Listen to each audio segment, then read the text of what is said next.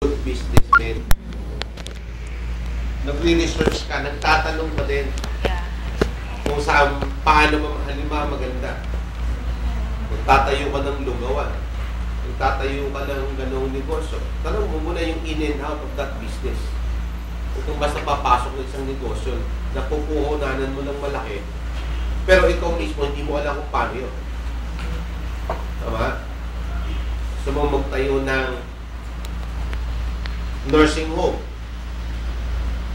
Kanino ka magtatanong? Tanong ka doon sa mga may nursing home. Na magtanong ka kung meron ka mga tips na ginawa. Ano ba kailanganin? Ano kailanganin nyo? Kailangan para to come up with nursing home. Ay, hindi pwede. Saan mo magtatayo? Tatayo ko sa kabilang state. Sa kabilang probinsya. Hindi dito. Hindi kita tatabihan. Ang kailangan mo, ganito, gano'n. Dapat may tao kang ganito. Ito yung requirements sa gobyerno, ganito. Dapat paayos mo sa abogado, ganito.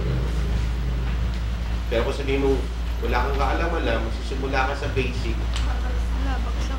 Baksak. May market ka ba? Dapat meron kang feasibility study.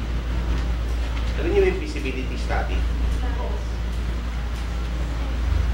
Sino nakakaalam ng feasibility study? Ano yung Venus, ano yung feasibility study?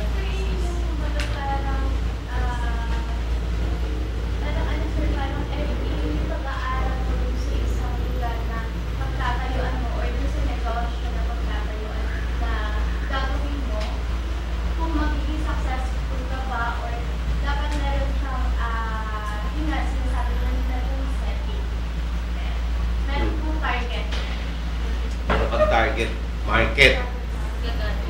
Diba? Target kang market o meron kang consumer or client na bibili o mag-a-avail ng iyong services doon sa lugar ngayon. Mercury drug.